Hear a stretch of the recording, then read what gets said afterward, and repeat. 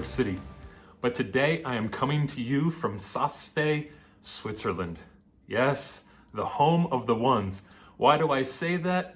I say that because every number has a couple countries that seem to fit that mentality. Like America's a great example. Enneagram 3s, ambitious, wanting to achieve. You know, I'm a 4, France, specifically Parisians. I said this in the Enneagram 1 overview. We are artistic elitists. We think that we know about the best food, about the best dress, all of those things. And so France seems to fit. You know, for the 7s, it's like Brazil and Ireland, and 2s, for example. Think about the doting grandmother or mother, the Enneagram 2s. So in Switzerland, they're refined. It's a clean country. There's not a lot of garbage around. Think about what they are good at. Banking and watchmaking. You know, like they are very diligent and they can be uptight, and so can you ones. So I am 6,000 feet above seawater and or sea level, and it is the morning here. So you're going to see in the background the sun rising. And I just wanted to have that as kind of a hopeful experience for us. Just knowing that there is so much hope for each number. There's so much hope for each of us as we try to explore ourselves. So we're going to go into the subtypes today of the Enneagram 1s. I am Drew. I am a 4. I'm a sexual 4, so I probably look most like a sexual 1, who look a little like an 8, and I look a lot like an 8 at times. And when we do the subtypes, we're really getting into some deep psychoeducation. If the 101 course is, you know, your Enneagram 1 overview, well then the 201 course is the subtypes, and it gets deeper from there. But you are all 3 types. You're always all 3 types. They're working in conjunction, but you have a dominant and you have a repressed. And the goal is, as we get closer and closer to health, they get locked up, and then they start to look like this, and they're working in conjunction, and sometimes you don't know which one you are. I do an overview on the subtypes in general. Go watch that video. It could give you just a way I look at it. But what I see this as is real shadow boxing. You know, your shadow is a lie, but it holds within it good things and bad things. It's the lie in a sense that the things you're hiding from the world or hiding from yourself. Like some of this is unconscious. That hides in the shadow also. But some of that's the stuff that you don't want the world to see. And so as we get familiar with that, start to look into those deep crevices, we understand more about ourselves, and therefore we could be more authentic in relationship. And so that's what the subtypes, I think, do. They go to that next level of understanding of self. The deep psychoeducation is scrappy work. It's hard work. It's shadow boxing. It's where you start to learn how to really fight the demons inside. And so the Enneagram needs to be an ally for the shadow work, but it's humiliating work. And I know you ones don't like to be humiliated. You want to be right and correct. Like that's the goal for you. The need to feel that I am right. I'm in control. And what that can lead towards is moralistic righteousness, absolutism, arrogance. And then there's this payoff, like, I've done this hard work, so you must do this hard work too, others. Otherwise, I will judge you. So the unconscious motivation is to perfect things, to fix things, to redeem things, to reform things. And sometimes that's good, and sometimes you go too far with it. Your passion is anger. Now, we're going to look at the ways anger plays out for you guys. You know, it could be resentful, and that's kind of a fixation for you. That resentment, you know, I'm doing it right. Why aren't you guys doing it right? That's simmering, but you guys do it in different ways. And so if we just look at that real quick, like the self-preserver tends to hide anger. The social type tends to half hide anger. They have a complex relationship with it. It comes in, comes out. And you sexual types, the counter type, well, we'll talk about that more later, but they tend to be more out with their anger. It's a bit more open. Now, the self-preserver wants to be a perfectionist. They want to perfect themselves. If they take the anger out on themselves, then it's constantly about tinkering with what's going on inside. The social type wants to perfect the world and be perfect, be the perfect example. So it's really a little bit more about image, perception. How does the world see me? And the sexual type wants to perfect others. They push it out. So perfecting self-preservers, modeling perfection, social types, and perfecting others, that's you, sexual types. Now, I think in all ways, as you guys are trying to enhance and define and refine, and this unconscious or conscious awareness, like I'm irredeemable if I don't work hard to be right and correct and perfect. You know, that mitigating of the fixing is to get more familiar with this. Get familiar with how you move in the world. And then integrate them together so they're working together, and then move towards the healthier parts of that living. In a sense, you can use your detail orientation here to help you. You know, this is really refined work. And so in this, as you're doing this, I want you to try something. And I'm going to use the words of Carl Jung. Do not compare. Do not measure. No other way is like yours. All other ways deceive and tempt you. You must fulfill the way that is yours. I find with one, sometimes they do not know their North Star. They often don't know their purpose because they're so intent on getting things right that they're not creative enough or original or authentic enough in their pursuit of what turns me on. What do I like?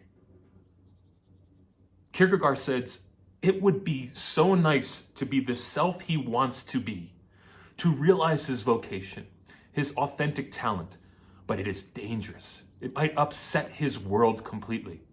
He is, after all, basically weak. And so, you ones have to realize there's a weakness in you. You're not the good boy or good girl, you're imperfect, and when you can own that, you might move more towards what is authentic about you and give that to the world. There's a quote I like to use when I think about when I found the subtypes in my own life. It really helped me understand myself better. I was like, oh my gosh, that is me. You know, I am a sexual 4. And so it really was powerful for me to go, oh, I'm this kind. And then to integrate those other types. And it's from Rainer Maria Rilke. And he was talking about the artwork of Cézanne as the helicopter passes. It's going to be beautiful. And he says, I have behind me so many years that are lost or at least have almost eluded me that I am now ruthlessly living towards a certain entrepreneurship. What he was saying as he was looking at Cézanne's work, the artist Cézanne, is that this beauty, this majesty, this magnificent work of art is actually making me think about how much time I've wasted in life. And so I want you guys to think about some of the time you've wasted fixating on doing things right. And then move towards loosening up a little. Get into your 7. This is the high side. When you move towards your 7, where you could be fun and a little bit more carefree, then you can start actually tapping into your 4, which is that creative, authentic self, the original self. So I hope you've enjoyed this intro. And I'm just looking at the backdrop of Switzerland as people are getting ready to ski, and I am just enjoying the cold air and the birds chirping as I get to talk to you. Hope you enjoy the sunrise, and I'm going to try to speed this up so we can continue to enjoy the sunrise.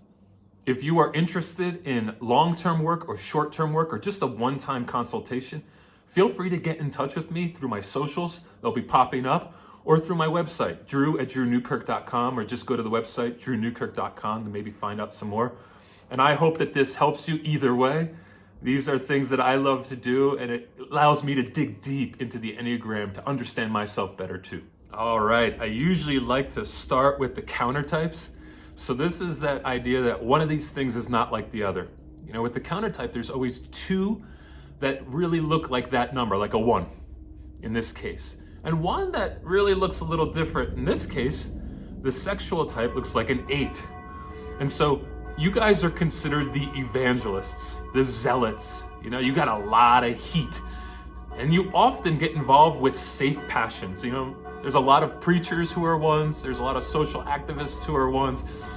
You also have a lot of teachers who are ones. They have a lot of passion towards a specific thing that they have set their mind to. And just like their one-on-one types, they tend to gravitate towards one person or a small group. They often also gravitate towards one type of vocation. Hear the church bells going. You might actually be a pastor yourself, or some kind of spiritual guide for folks. And you use that heat, that intensity, towards some goal. Now, at the same time, you kind of have a funky relationship with your passion, your intensity, your anger. You're trying to be restrained like another one, like the self-preserver or the social type, but you're also having this blend of intensity that comes. So there's a bit of a friction here, like intensity and self-control at the same time.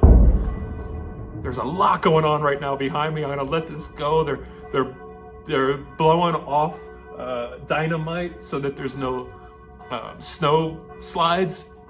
The church is going. This is very sexual one right now, very one-on-one intensity, and I love it. I just want more of it. So I want to think about, even as we're hearing this stuff in the background, that energy, that passion, that confidence of the one. They are like that dynamite. They have a bit more of that need to be right, and they're going to push it out on you. So the idea of deserving, earning, a quid pro quo, keeping account is going to be more conscious to the sexual one. They're going to be a bit more of a person who's looking for, I do this, you do that. I do this, you do that. There's an impatience to them. I'm going to make the world what I want it to be. They might be over punctual or over demanding. And so that counter type is less repressed with their passion, with their anger. We call it counter-passional. They actually push their anger out instead of taking it on themselves. So the counterphobic or counter-passional one has a bit more sexuality, and that sexuality has to fight morality and constraint. So they mistype as 8s. Now I relate to this because I'm a sexual 4, and I also look a little like an 8. And the counter type is a bit upside down. Where the other ones are taking on a lot of pressure on themselves to be perfect. The sexual type is putting a lot of the responsibility on other people to be perfect. And that can get sticky and juicy in relationships. It can make relationships more dynamic, but it can also make relationships a bit more complicated. Their anger can get in the way of themselves and others. I've got to fix what's out there. I'll use this anger for those ends. And when that intensity is felt by another person, sometimes it's too much. And so they have to simmer down a little bit, take responsibility, actually start to take a good inventory on themselves. Now, ones tend to repress anger. But the cool thing about the sexual one is they're a little bit more conscious of it being there. And they're a little bit more comfortable with it.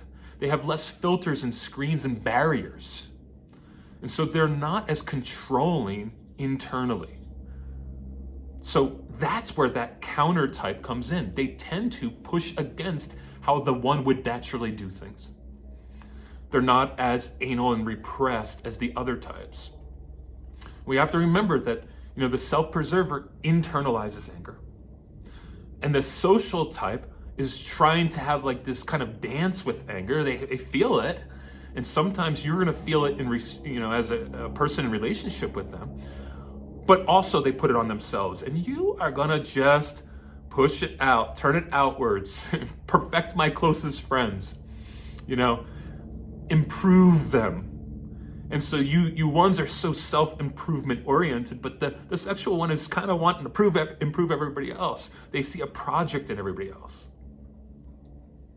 Critic, And so I can call you out because I am close to God. I am close to morality. I have authority. So therefore, I can push these responsibilities on you. So if you are in a close relationship with a sexual one, you will feel their heat. They are going to be most intense towards the people who are close to them and most uptight with you. It will be targeted at you at times, and those will be high standards to meet. They let the attitudes also, the vibes, the behavior of other people around them affect them. And so I actually think it's kind of serendipitous that we're hearing the dynamite in the background and the helicopter flying over and the church bells, because there's a bit more juice in this one. This one has a bit more friction with the world. And like the sexual fours and like the eights, they're going to stir things up. That's why they make great spiritual leaders. They make great teachers, because they will stir up in your heart some passion for things. We'll talk more about how that can get in the way and what your path of growth can be. But just think about this as you're hearing some of the explosions and the helicopters and the bells in the background, that you can be a lot for people and your standards are really high. And so can you look in the mirror? Can you take a moral inventory? Because judgment can be just as extreme as classic sins. All right, folks, let's move on to the second part of the sexual one. As I use the backdrop of Switzerland here, I want you to take an evaluation of the one part of you that is sexual, that is one-on-one. Maybe that's your dominant, maybe it's your repressed, but it is working in conjunction with the others in your life. And so let's just take an evaluation objectively at what you do that is healthy and unhealthy. The sexual one is prone to controlling others. They want to fix you. They will, in relationships, be a bit micromanagey. And if I can fix you, then we're good. Possibly we can find a perfect relationship. So there is this depth and strong connection that they have. It's really deep with another person, but it needs to be good and right to be stable. So that will work for us and against us. If we are with a good partner and we have worked on our stuff and they've worked on their stuff, then there can be a good and right relationship there that does look stable. And you guys as sexual ones will vet people pretty deliberately. And the thing I see in healthy sexual ones, that one-on-one relationship or that small group, that they will go to lengths for those people. They will be there for those people in need. And I think because they are healthy, they will draw people who are okay with having some kind of pressure on the relationship to develop it and make it stronger and more healthy. That's what they draw. They draw people who value that also, even if they're a different number, a different subtype, that the high expectations that they have might be met by someone who also has some high expectations. Probably not in the same way, but still something that they're both looking for, possibly not for perfection, but for wholeness. And that's what we talked about with that powerful number 7. That it is about perfection, yes, but in a spiritual sense, perfection means fullness or completeness, wholeness. Now, you guys can get moody too and really uptight easily. I told people on the overview of the ones in Switzerland, right when I arrived, trying to get on the bus, the bus driver was like, let's go. That was that anger turns outwards, pushed towards me. As I was trying to get my bag on the bus, there was that, let's get it done right. Let's get it done on time. So there's that pressure that we will feel. There's times I think you sexual ones have to move away from others, prone to withdrawing a bit to protect others from judgment. Maybe get the judgment out of the way, like just exhaust it out of your system and then go back into the relationship.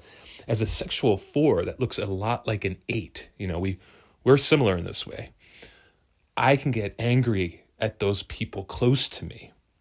And often I just have to retreat for a while to get it out of my system and have an objective observer enter into my brain and my heart.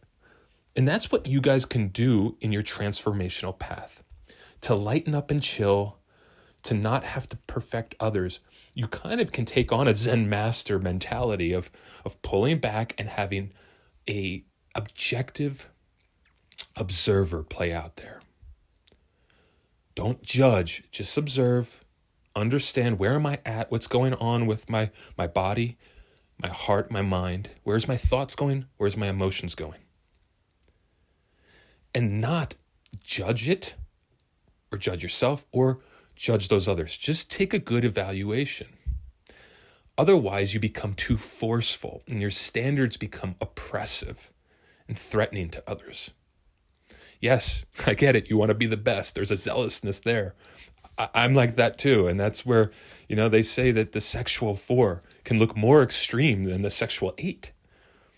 So we have a commonality there. We will push out our anger onto others and inflict some damage at times. And I know in my own life, I have to pull back and just take an inventory of what's going on for me and then how I can then move accordingly. And often it is to pull back so I'm not damaging others. This can actually help us go after what's good and right. To do the right thing, we often have to pull back and slow down, especially this sexual one. Having to slow down, take your time. And I know you want to move forward because idle hands are the devil's playground. I get it. You want to be that busy bee. But maybe we just chill out a bit. Have a little less structure.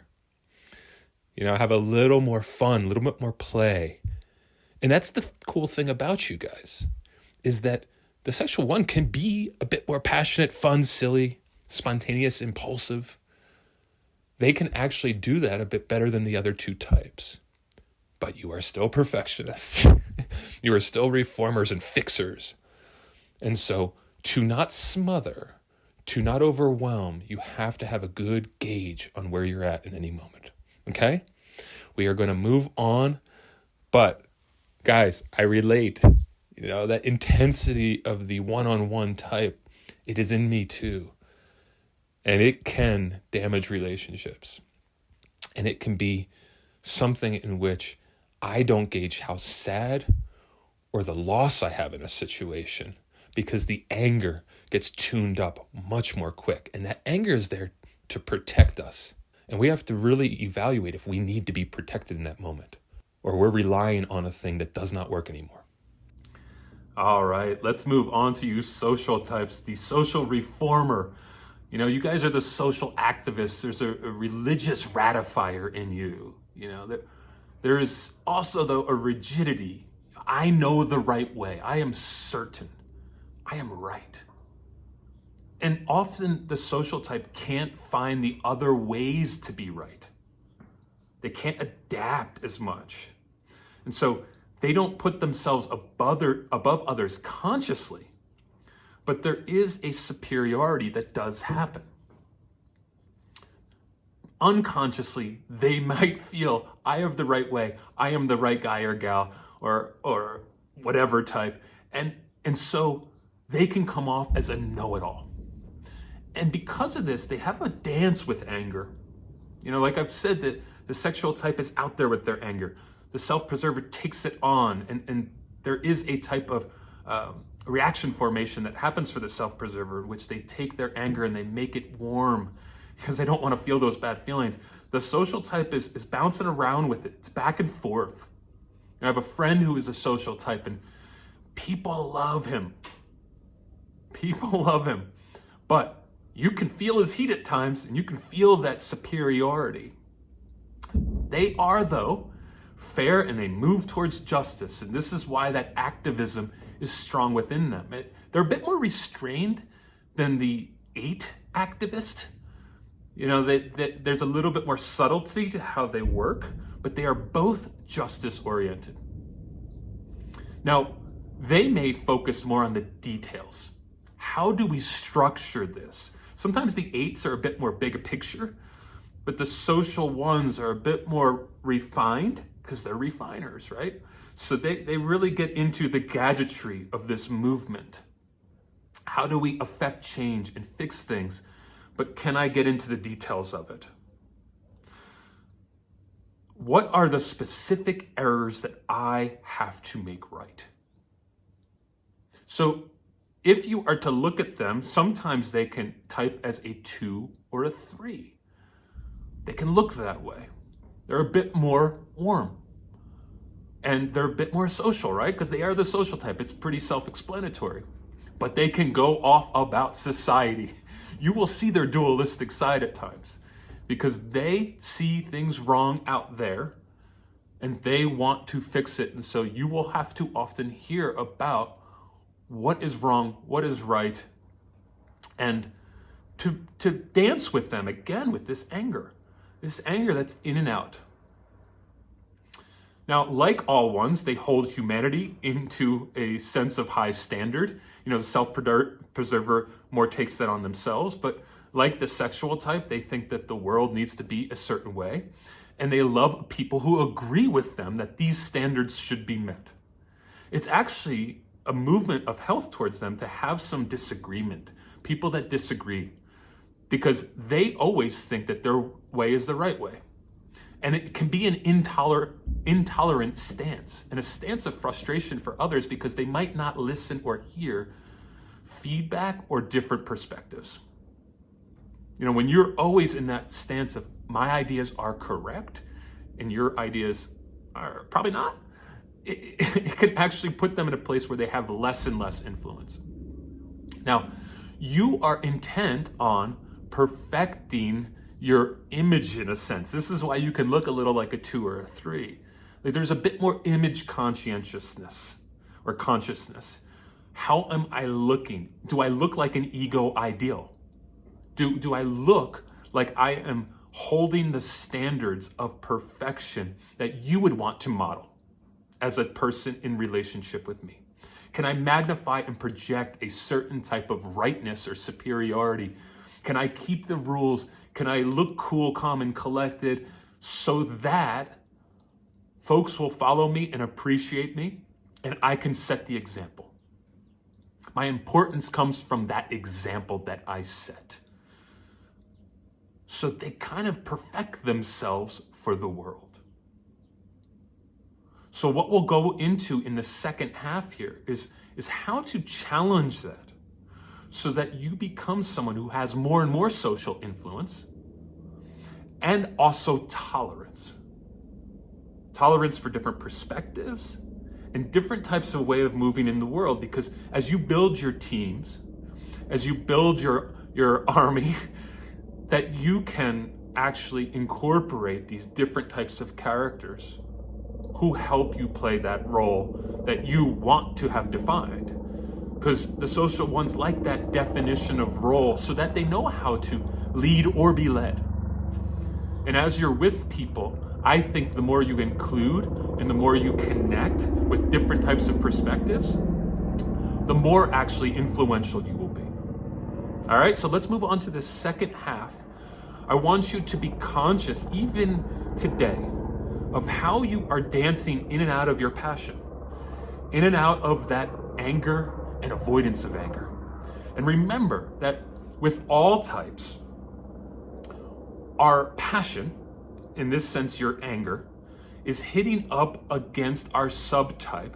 So the social way of dealing with the world, of protecting yourself in the world, is banging up against the anger. And it's going to be a very complicated mix. And so you will have this complicated relationship with anger, and that's okay as long as you can identify and have an objective awareness of it. All right, folks, let's move on to the second half. All right, social ones, are those of you who are trying to integrate this into your life a bit. You guys improve the structures that keep community thriving. It's pretty awesome. Now, you guys can be a glue and be a guide to a community moving forward. You get people to change. You can fix things and reform things on that community level. And we get it. You're going to be exemplary. To influence the path, you are going to be a person who embodies what it means to be right and righteous and justice-oriented. You will teach. You will ideally show us a way, the correct way. But if you do not have the balance between coaching and directing and keeping your mouth shut, you're going to miss us. You have to take the pressure off of others by having a process and a plan that people can move with you on. It's a positive constraint. If you are leaning unhealthy, you will try to force people into a way that is not theirs. So for you, you need to have a clear role. A social one likes a clear role. It helps them follow their own rules and have their own boundaries. And so maybe you look for that, find that structure within your environment. This will help you be a little less conflicted when you have an easily defined role and a target. And then you put your crosshairs towards that community good. Now, when you are on that turf, people can relax in your presence and be comfortable. And you too can be a bit more warm and gracious and gregarious and draw people in. So when they really know you, when the people you're working with really know you, you may get to see how you can be more fun and warm and vulnerable. And even, dare I say, break some rules to get some things done, or break some rules to just keep the environment right and moving forward in an enjoyable way. This is part of your transformational path. Your way is about the right way. But you might have to loosen up on your stance a bit for a bit more organic movement. This might even have to do with broadening your network. So I could see that social ones sometimes miss the uniqueness and oddity and weirdness of others, the unorthodox way people do things. I'm a 4. I'm a bit unorthodox. I'm a bit quirky and weird. One of the best compliments I ever got was that, Drew, you do weird well. And if you do not work with my weird, you're going to miss out on a component of that community building that is crucial. The quirkiness and oddity of certain humans, even the intensity and vitriol of certain humans, if you can pull that and work with it and have an adaptability, that is going to be your best partner in crime. A bit more looseness and a bit more capability of working with what you normally would not want to work with. So you'll notice, I think, that your group will expand. The people you're with will expand. This community will have more diversity. And can you enjoy the characters in it? All of the different types of characters that play a role in this, can you include them? So this might actually have to require you to have some gradations of self inside you, to notice the parts of you that are odd or weird or sharp or dull or slow. When you're working maybe with a 9, their patience, their pace might frustrate you to no end. Can you actually learn how to just ratchet it up for them a little bit, but not disclude them? This is about humility. And humility comes from the root hummus, the dirt. And this is, in a sense, it means our origin, our true self. And I've talked to you in the Enneagram 1 overview and a little here about our true self, that intensity that we have to be perfect or to do things right can get in the way of our purpose, which is more tied to our true self.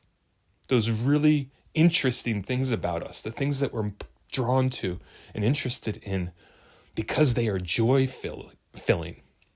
That's the true self stuff. That's the hummus. That's the core. And so don't let this need to be right or need to be perfect get in the way of the true self, because that is the goal. And that is the dirt. Hummus and humility aren't about just being a good boy or a good girl. It is about finding out what makes you unique and living out of it. If I was to constantly try to be good as a 4, I would hate life. My job is to be unique and quirky and weird and original and at times bold.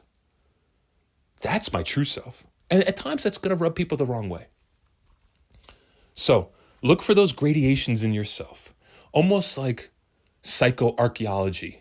You know, if you look at sediment over years and years and years, thousands and tens of thousands of years, you see all this different sediment change. That is the gradations of you. You are that unique and that layered. Tap into that. All right, folks. All right, self-preservers, it is your turn. Your inner critic is the loudest. You know, all ones have an inner critic, but the self-preservers is most taken out on themselves. It can lead towards unrealistic expectations for yourself. You know, my clients who are ones, and especially my self-preserving clients who are ones, can be brutal on themselves. They can have worked for a year on a specific topic and know it in and out and still think that they don't know it, that there is more to be done.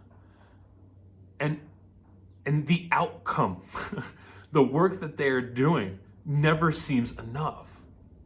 So they become, in a sense, sub-rational. They don't have a rational understanding of self. You must have a more objective view on who you are. When you are so hard on yourself, you become irrational, non-rational. And you live with tons of what ifs. This is in grieving what we call bargaining.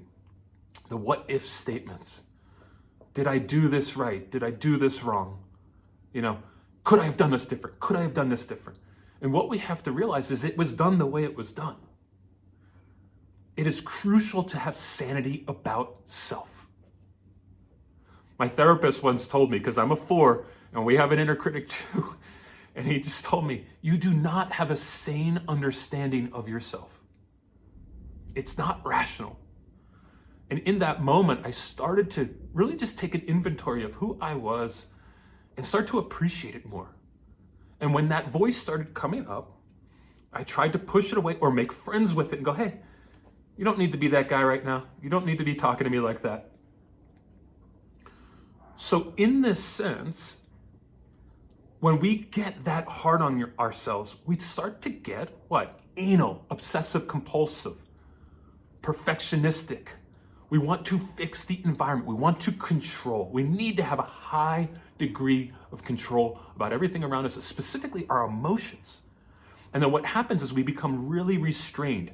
I like to talk to ones and ask them what they're feeling in their body. Are you tight? Where are you tight? Because you guys can be so high-strung and controlled that it often shows up in your body. You are part of the body center or the gut center. And so your body will wear the stress you put on it. As you try to control anxiety at that level, your body has to tense up and become tight, and therefore you just aren't moving with a more flow. So you know, something like yoga, moving your body specifically to kind of free it up, can be a great meditation for you. Like other self-preservers, you are concentrated on security and well-being. You want to reduce the threats from outside. So preparation and diligence are very important to you.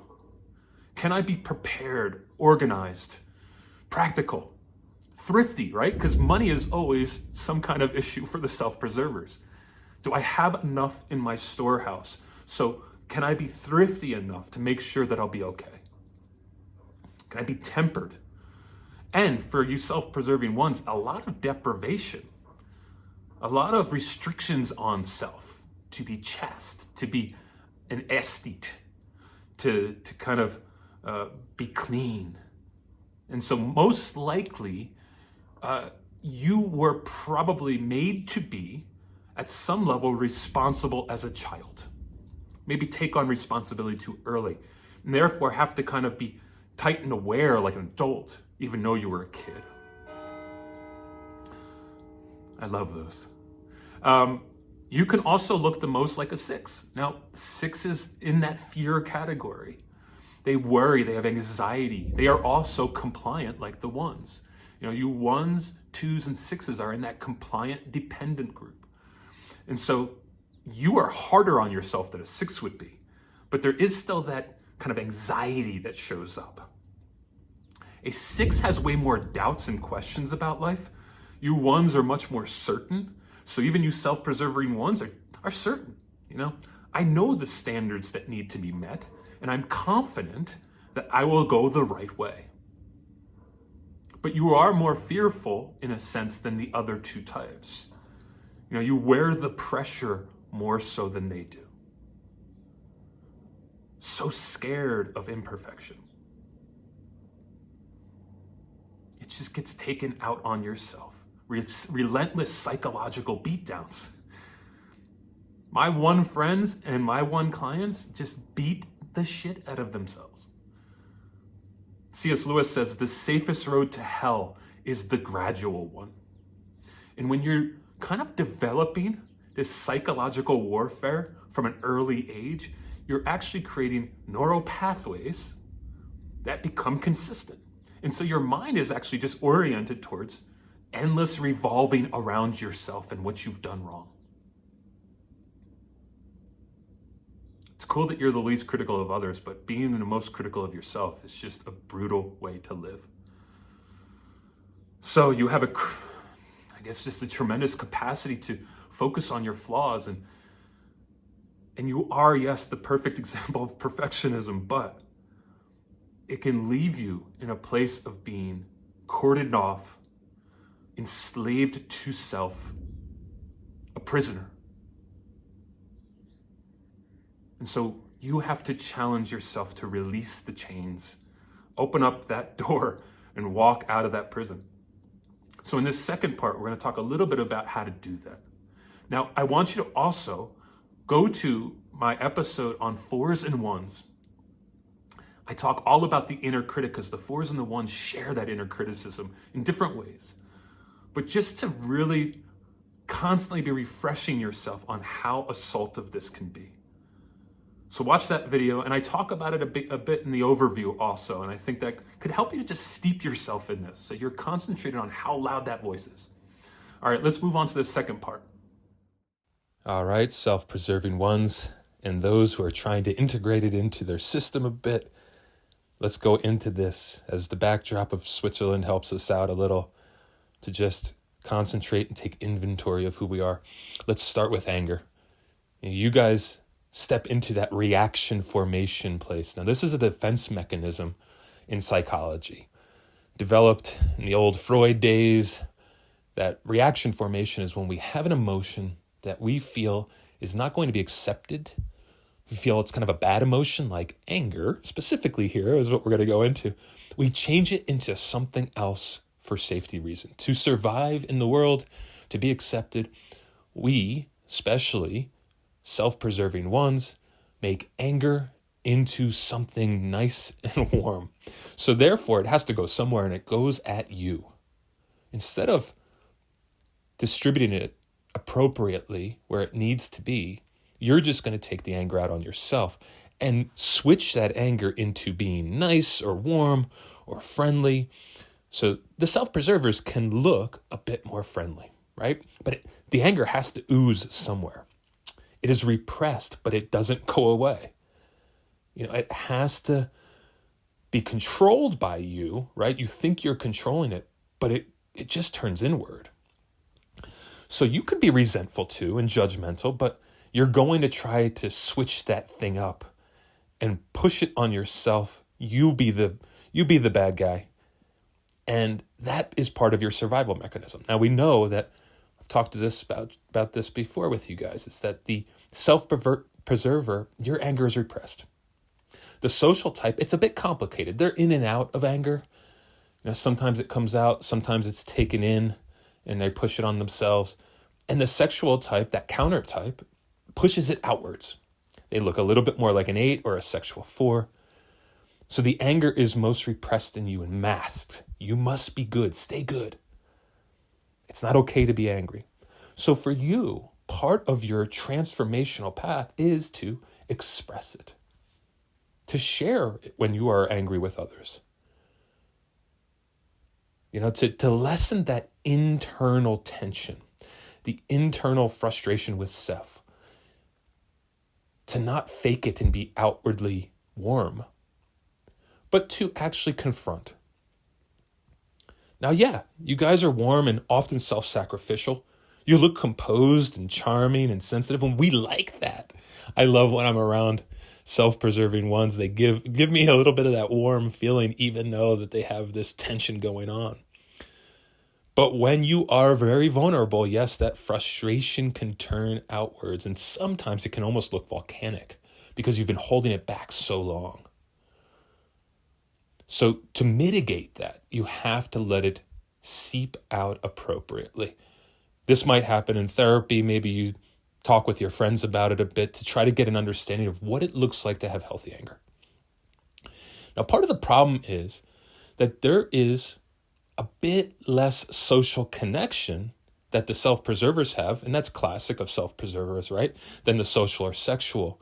And so sometimes they don't have a good understanding of what it's like to be in community in a healthy way. They don't have those cues.